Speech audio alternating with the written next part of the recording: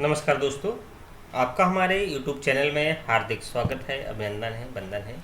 जैसा कि आप जानते हैं, हम आपको रोज़ाना नई नई जानकारियाँ लेकर आते रहते हैं। आज हम बात करेंगे पीएम किसान सम्मान निधि योजना अंतर्गत। बहुत सारे किसान भाई हमारे पूछ रहे हैं कि सर 14वीं किस्त कब आ रही है, लोग इंतज़ार भी कर रहे हैं।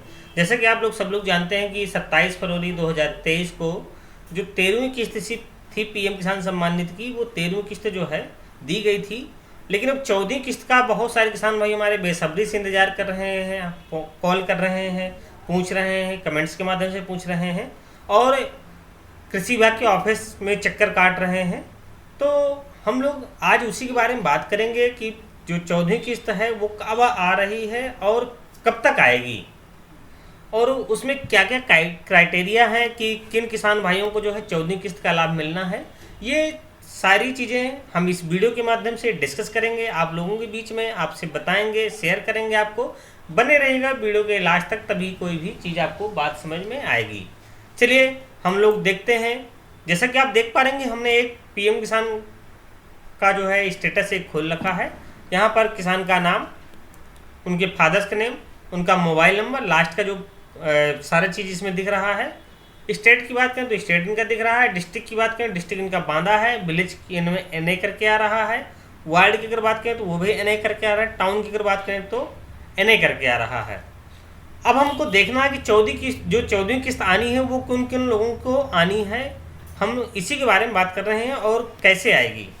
तो जैसे आप यहाँ पर देख पा रहे हैं, अगर 14वीं किस्त का अगर आप इंतजार कर रहे हैं तो रजिस्ट्रेशन आपका जो स्टेटस है वो रजिस्ट्रेशन डन होना चाहिए। रजिस्ट्रेशन की अगर डेट की बात करें तो रजिस्ट्रेशन की डेट की कोई क्राइटेरिया नहीं है।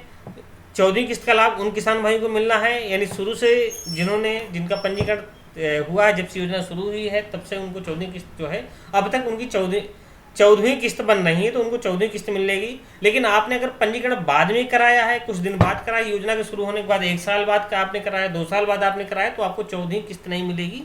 लेकिन जो किस्तें आपकी बन रही, जिस दिन से आपने पंजीकरण कराया है, जैसे आज आप पंजीकरण करा रहे हैं, आज के बाद जिससे आपका पंजीकरण जो है, जो फार्मर रिकॉर्ड है आपका, वो एक्सेप्ट किया जाता है, उस दिन से जो है आपकी जो किस्तें बन रही हैं, मान लीजिए किसी की 12वीं किस्त बन रही है, किसी की 10वीं बन रही है, किसी की 7वीं में, किसी की 8वीं, किसी की फर्स्ट किस्त ही जो है, अभी जो आने वाली जो किस्तें हैं लास्ट फरवरी में या जो है लास्ट जून तक जो जाएंगी, उस पर जो है आपका हो सकता है कि आपकी जो है फर्स्ट किस्त ही जा रही हो।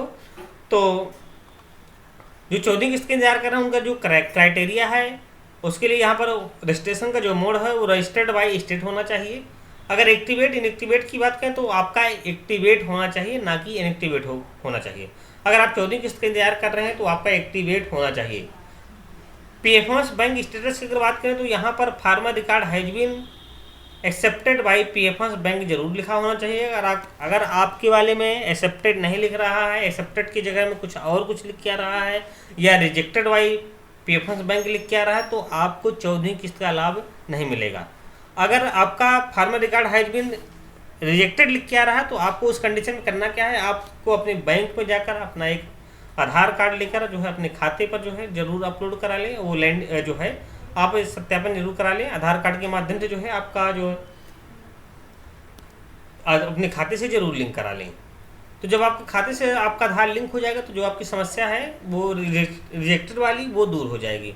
तो 14वीं किस्त का अगर आप इंतजार कर रहे हैं तो वहाँ पर लिखा होना चाहिए farmer record has been accepted by PFMS bank, ये जरूर लिखा होना चाहिए। अगर ये लिखा नहीं होगा तो आपके खाते पर जो है यहाँ पर किस्त नहीं जाएगी।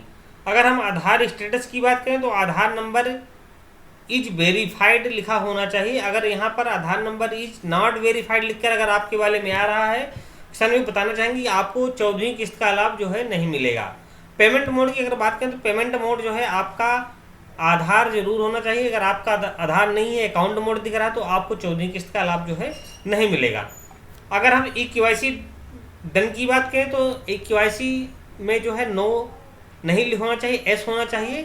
तो जिन किसान भाई को जो है अभी तक नो लिख के आ रहा है, जैसे इनकी जो जिनका मैंने स्टेटस खोल रखा है, इनका जो है नो लिख के आ रहा है, तो इनको भी 14वीं किस्त का लाभ जो है नहीं मिलेगा। तो इन किसान भाई को जो है अपना भी 14वीं किस्त के लाभ लेने के लिए जो है eKYC जरूर अपनी जो है डन करा लें, क्योंकि लास्ट मौका आपको दिया जा रहा है। जब लास्ट मौका आपको दिया जा रहा है तो वहाँ पर जो है आप 14वीं किस्त के इंतजार कर ही रहे हैं तो आप eKYC जरूर करा लें। अगर eKYC नहीं करा पाते हैं तो आपको जो 14 मिलने वाला जो लाभ है 14 किस्त का, वो जो है आपके खाते पर नहीं मिल पाएगा।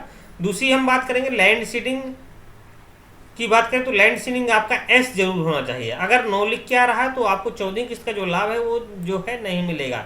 इसलिए अगर आपने अभी तक अपनी लैंड सीडिंग एस नहीं कराई है तो आप लेखपाल के माध्यम से, अपने तहसीलदार के माध्यम से मिलकर, जिस तहसील के आप निवासी हों, जिस गांव पे आपका डाटा फीड हो, जिस विलेज पर डाटा आपका शो कर रहा है, उस विलेज के लेखपाल संपर्क करके जो है लैंड सीडिंग एस करा सकते हैं।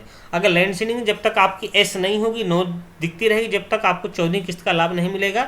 तो किसान भाइयों, अगर आप भी 14 किस्त का लाभ लेना चाहते हैं तो जो जितने हमने क्राइटेरिया बताए हैं ये आपके सारे जो है अप्लाई होने चाहिए। अगर ये चीज़ें नहीं है तो 14 किस्त का जो है आपको लाभ नहीं मिलेगा।